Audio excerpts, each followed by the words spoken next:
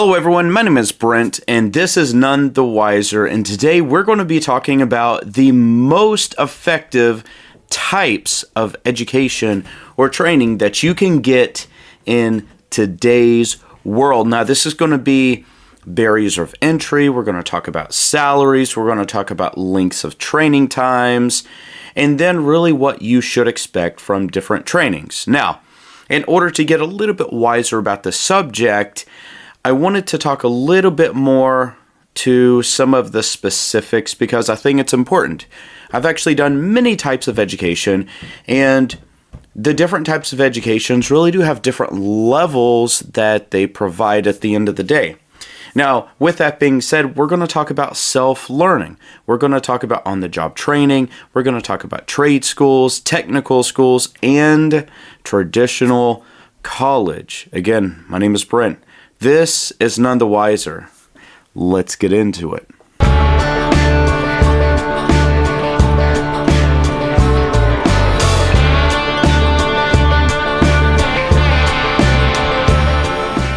And the first thing we're going to talk about is self-learning. Now, this is something that everyone should always do.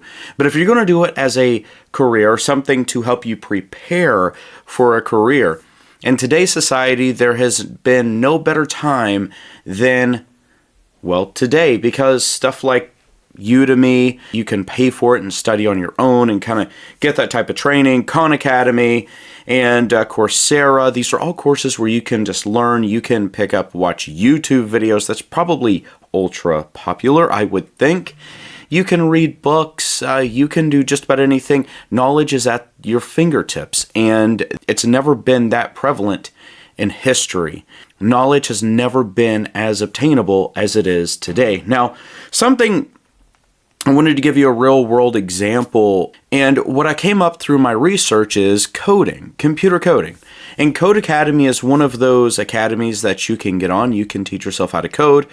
You can go out there, get some experience, you can go get a certification, and you can actually get a job at a technology company doing coding, or you can just do freelance coding. It is absolutely obtainable. And I would think that's something, if people were looking for that type of self-paced, self-learning, if you don't like the rigors or the structure of a traditional school, well, you can do that, and it is actually obtainable. I wanted to talk about salaries here, but it's super hard to talk about salaries whenever you're trying to teach yourself something and you're trying to get out there. There's no really benchmark that I found. Coding, I think the last time I checked, people at Meta, they're in some of the other different technologies, Google, stuff like that, they make in the hundreds of thousands, multiple hundreds of thousands of dollars for coding and computers, but they probably also went to universities and they have things behind them or certifications, and it's not easy to get certifications, so it's hard to speak to it. We're going to talk about on-the-job training. Now, on-the-job training is very prevalent in factories and warehouses, in companies where people or companies, they build their own machines, or it's something that is not widely accepted, or you could do general understanding knowledge courses, but really to be specific, whether that's CNC machining, manufacturing, industrial, things like that, it really does make sense that you have on-the-job training. It's interesting because as you learn the skills, you're not really studying outside of your work hours. So that's something you should expect. You're going to study during the hours that you work, and as you learn, you're going to be putting practical knowledge and you're going to be using it. So it's going to be an immediate return. It's not going to cost you anything, and that's actually on the with self-learning, unless you want to pay something, you can, but you don't really have to. Zero barriers of entry there. On the job training, you just have to be able to get into an entry-level position, and you can get on-the-job training. My first job, I was painting roofs, and I got on-the-job training. There's no school for that, and it worked out just fine. Pretty hard job, but it was fine. But like I said, the more you learn, you're going to develop and you're going to grow into your job role. That's really important to understand. So your aptitude has to be there for you to learn. Safety and the training, your safety protocols, you're going to learn specific to whatever you're learning. Again, you're going to be implementing that. Mentorship, you're going to have a lot of mentorship that goes into that. People that have the institutional knowledge are going to transfer that down to you. And then also there's going to be a lot of tribal knowledge that's just gained through the group of people that you're working with. Tips and tricks and stuff. They're going to pass that on to you too. It's going to be super practical. It's going to be very specific, and it's going to help you at the end of the day. Now, this is interesting because let's just say workers, manufacturing, industrial workers. What if you're working the line to an assembler? As I looked through that, I looked at ZipRecruiter, factory workers, talk about specific factory workers. They make on average around $35,000 a year. Which that's not bad if you're going to get out there on the job training. You're coming into a job with zero training at all. It's kind of like a call center, right? You go to a call center, they're going to teach you customer service whenever you start the job. So you should expect, I would say roughly, you can go to the Bureau of Statistics as well if you want to do a little bit more deeper diving. But that's what I found for on the job training. Now, the reason why I'm sitting in my shop, you're going to see tools behind me, is because I love tools and building stuff. I have an office job, all that stuff, but I chose to sit here for one big reason. The next topic is trade schools. Now, trade schools, they're also known as vocational schools. They have specialized teaching for the skilled trades. They focus on practical skills that prepare people for careers and actually getting out there and working through it. Now, the trades, it's actually very specific in how many trades there are. We could talk about vertical transportation. We could talk about environmental jobs. We could talk about remediation. We could talk about hot material. We could talk about welding. We could talk about industrial mechanics. We could talk about facilities maintenance. We could talk about HVAC, plumbing, and all the stuff that everybody knows and loves, but it really falls into the trades. Plumbing and electrical work and things like that, you can learn those on the job. But if you're going to go into a trade school, something like that, you're going to probably enter into an apprenticeship. That's through a local chapter. And then when you enter into an apprenticeship, you are going to have to do some school and classes. But you also have that hybrid where you have to work in the field under a licensed person as well.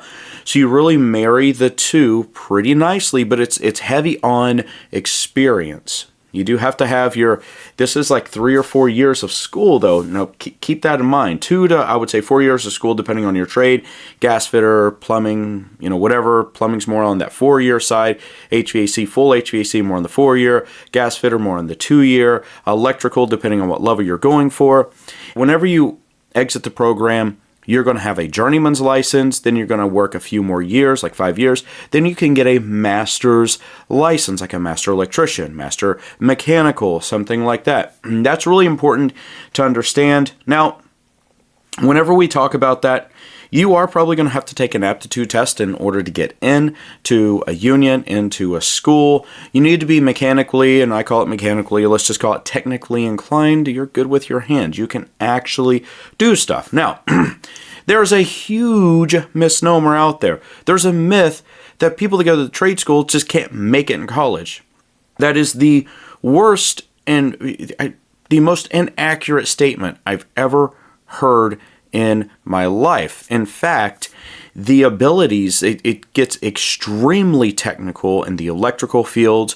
It gets very technical in plumbing, and it gets very technical in HVAC, which is a blend of plumbing, mechanical, and electrical, plus some of the electronics as well.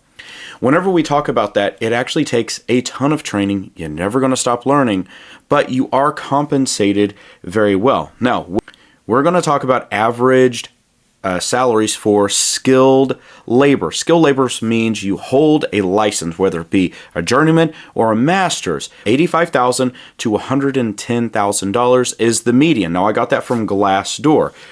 Now, it's important to understand why I went to Glassdoor, because those are telling the current salaries.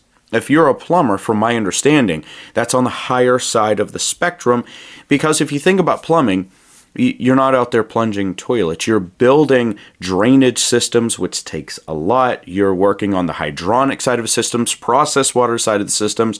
You are marrying so much. You're brazing, you're welding, you're doing everything. You're still working with some electrical too in there. But you are keeping people safe. And there's always a demand for water management. Now, just keep that in mind. You need water to live on. That is a necessity.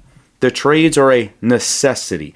They're the basic elements of living, whether it be transportation, whether it be anything else. Now, it's interesting because automotive can be both a trade and it can be with our next category that we're going to talk about in a minute.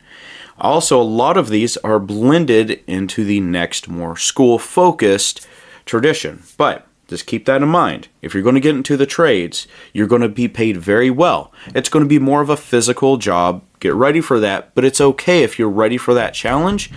You're going to be able to provide for your family without going into advanced college and degrees and advanced learning better than anything else. And never forget that. In my book, it's the most respected jobs that you can have, because at the end of the day, if something really bad happens in the world, your tradesmen are going to build it back first. And that is a promise. Now, we got to move on. And in the next section, we're going to talk about technical schools. Now, technical schools, I love technical schools. You can also call them career schools. You can call them a lot of other things. But they specialize in training in fields like technical skills such as healthcare, information technology, HVAC, plumbing. You see some of the crossovers here, and that's really important to understand. They can offer some associate's degrees, but mostly certifications because they're very specific. Now, why do they only offer some of the lower ones? They don't offer a lot of those liberal arts classes, whether it be higher mathematics or writing, business writing, some of those other types of classes that would really build it into a larger program. But that's not the point. You don't want it to be a larger program. You want it to be very specific, and it's going to be more heavy on schools. Now, barriers to entry, yeah, you can get accepted pretty easy into a technical school, and that's fine. You just have to really pay for it. Sometimes you may have to take an aptitude test depending on the programs that you need to go into. You can talk to a school counselor to understand really what is that? What should you expect? Now, there are so many different careers that are out there in career colleges. You're going to probably get through the programs pretty quick, 2 to 4 year program, depending on the type of program you're going into. And some technical programs actually work with unions, so it becomes a trade program, so it's interchangeable. So think about that, as we go along. Now I'm going to talk about an example of this. And an example of this is the National Association of Power Engineers Educational Foundation. There you're going to learn to be a power engineer, building engineer. Really, you're going to learn your mechanical systems, you're going to learn controls, you're going to learn general understanding, engineering and management.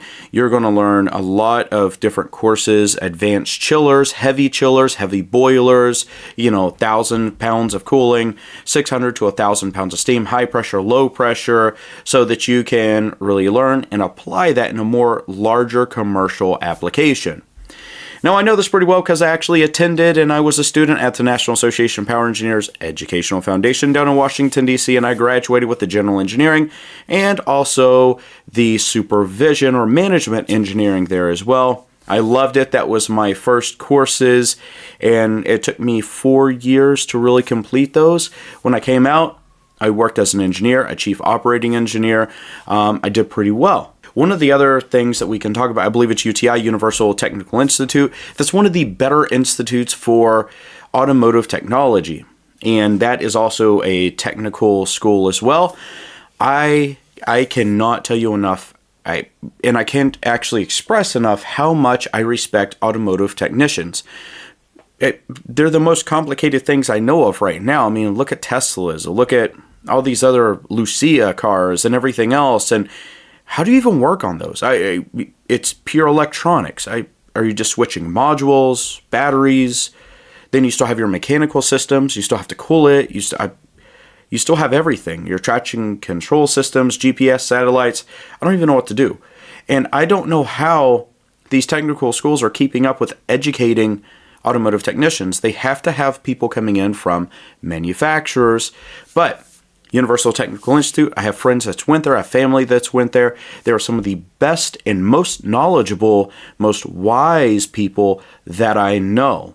It's pretty incredible. And they also get paid really good money. You're talking right there in that pocket to $80,000 to $120,000, $130,000 as well, depending on how many hours you work and on a lot of other variables for automotive technicians. But technical schools, one of the things that we have to understand is that there is more classroom time. It is more traditional. But they do have labs and they have other different training programs that you can use and utilize, and you can go to school at night or you can go to school during the day. Now, the barrier to entry there is pretty flexible. And I would say if you're more in line with a traditional school or classroom, then that's the way you need to go. But it's important to know, more classroom, less practical, but you can balance it out and get into your career really quick. Now, really look at salaries for this particular schooling and range and things like that.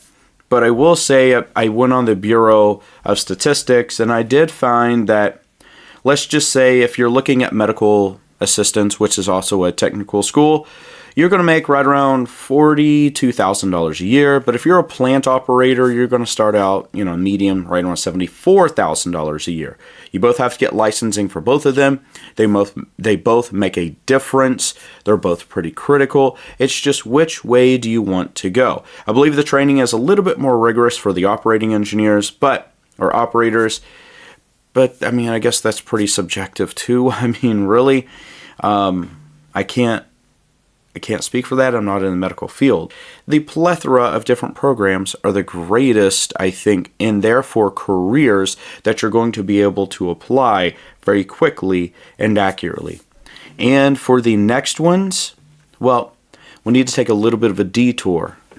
So now we're going to talk about college and universities. Now, basically, they're interchangeable. You can look that up if you want to. However, it typically refers to a formal degree and a formal training education program. Now, it has the broadest spectrum of education abilities. It has both on the arts and on the sciences and anywhere and everything, right? You're going to get paid the most, and you're not going to get paid as much in a lot of the programs. Whenever we think about a college degree, you're probably thinking about a 4-year college degree all the way up to a medical doctorate, scientist of some kind, physicist, some of the longer training programs, and you can just go on for 10 plus, 15 plus years, all the way down to some colleges offer a 2-year degree. So I think, and certifications and certificates, and they offer different programs, and it's extremely versatile depending on the type of college that you go to. With college, you should expect a couple of things. There is barriers to entry. You're going to have to prove yourself. If you're coming out of college, or if you're coming out of high school, then you're going to have a certain GPA. You're going to have certain credentials for certain schools. And certain schools hold different clout than other schools depending on the program that you're going to be entering. Now, Yale is going to be a little bit harder to enter than your community college. Now, your community college, if you're going to start there, it's pretty much, did you finish high school? Do you have a GED? Were you homeschooled?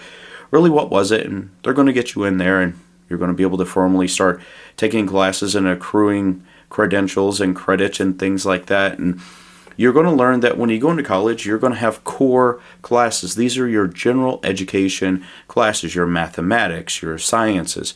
You're going to learn about writing, your literature. You're going to learn just about everything on a general education level. Now, that gives you aptitude to understand, to learn, and a general understanding, basically, of general understanding that they like to have as a basis to start from. Now, the fundamentals about a college, if you think about it between the technical school, college is teaching you how to think critically, how to process information, not specific skills. They're going to teach you how to attack the world on a broader spectrum and really how to digest things. That's just one point. It can go all the way to the most specific items, like a scientist.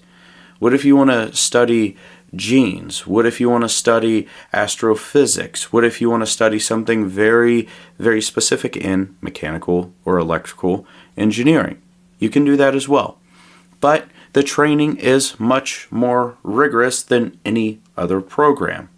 After you take your general education classes for 100, I believe it's around 120 credits, and that's credit hours. Typically a class is right around 3 credit hours.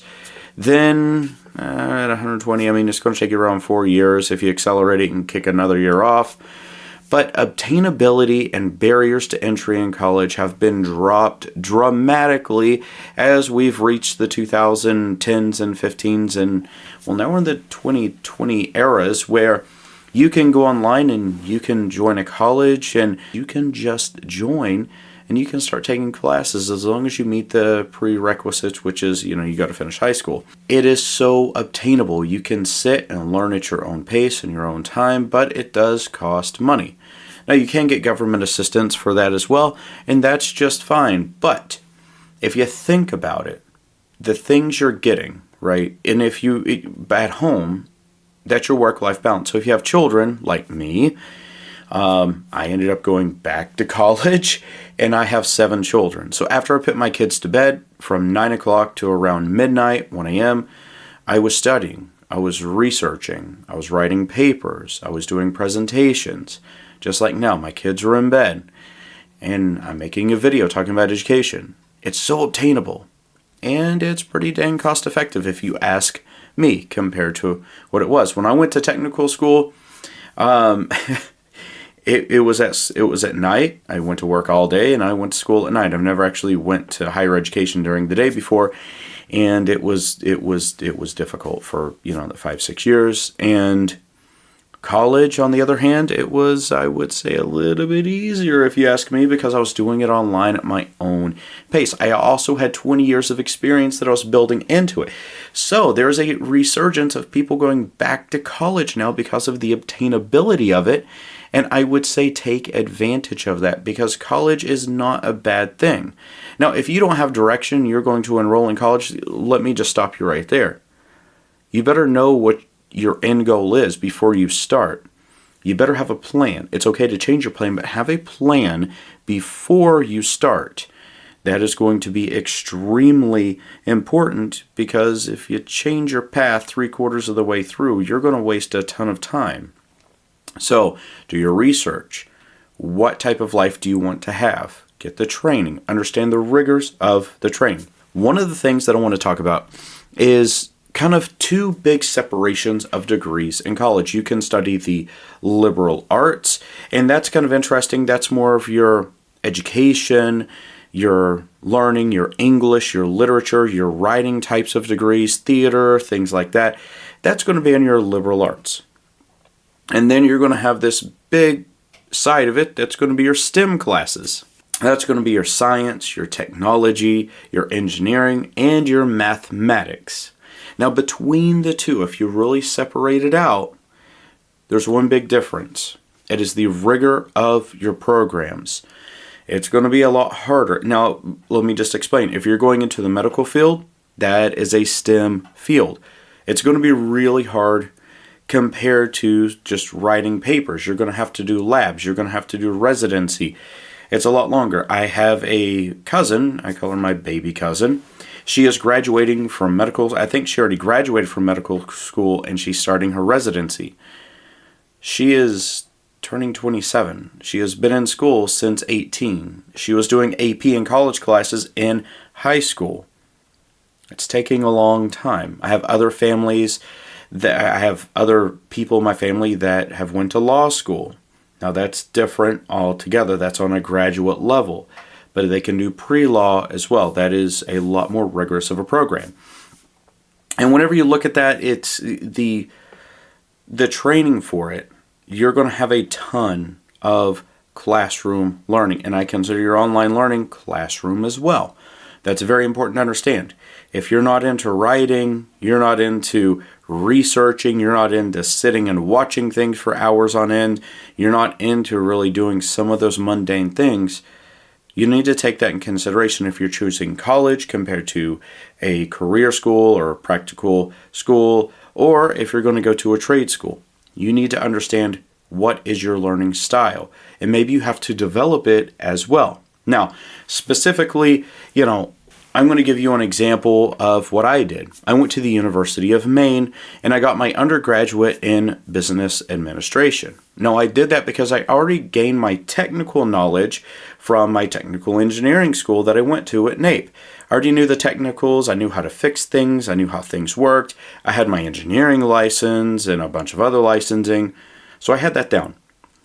But whenever it came to business, I had to learn business.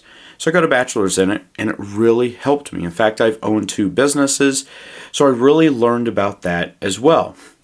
I actually moved on, and I obtained a master's in organizational leadership because I wanted to learn how to lead people differently, how to inspire people differently, how to communicate with people differently. So I took it on, and I finished the program. University of Maine is a fantastic school. You can learn at your own pace. It's called the EuroPace program. You can also do WGU. You can go to Purdue online. You can do Southern New Hampshire University. Fantastic school to learn online. You're going to be able to do a lot there. You're going to be able to afford it. You can get government grants. If you have kids, you can do different types of training there, right? And I think that's important. College is just a type of training that you have to do. Now, personally, I ended up falling in love with education. I was not a great student. I didn't graduate high school. I think I skipped more high school than anything else. Whenever I got my GED and I was able to have an opportunity to go to a technical school, I fell in love. I never stopped. I actually went to George Mason University. I graduated from the Belmont Institute, graduated from college, and this year I am starting a doctorate program at South College in Knoxville, Tennessee, which I am so excited for. And it's all because I want to help people. I want to do certain different things. I want to create an atmosphere where education and understanding of education is obtainable. It's not made out of unobtainium. And that brings me to my conclusion. Whenever we take a look at careers, whenever we take a look at how you're going to support yourself and how you're going to support your family and what your career looks like, I would encourage everyone to sit down and write down the things that matter the most to you. And with those values that you build within inside yourself, then you can start exploring some of the educational routes that connect to your values. And I'm going to give you an example. If you have a family like I do, that means you're not going to have a lot of time to go sit in a lecture hall. But there's online learning. There's online learning with practical schools too, and some of the technical schools, but they're going to require you to be in class because some of the things you just can't do online. Some of the things you can. If you're going to go to a trade school, you're not going to be able to do that at home. I'm going to tell you right now. They want you there to learn the skills because the skills you're learning, they make a big difference and you need to apply them. And usually, there's a huge safety aspect to that too. So think about the values and the sacrifices that you're willing to make. And if you live like no other now, then one day you will live like no other then as well. Stealing that from Dave Ramsey. Thank you, Dave Ramsey, for that. Think about all the things that I've said between your apprenticeships, your technical schools. Think about some of the learning by yourself. Are you into technology? Are you into video games? Some things like that. But at the end of the day, you have to do what's right for yourself. If you have questions, reach out. I'll be happy to lend whatever knowledge that I have.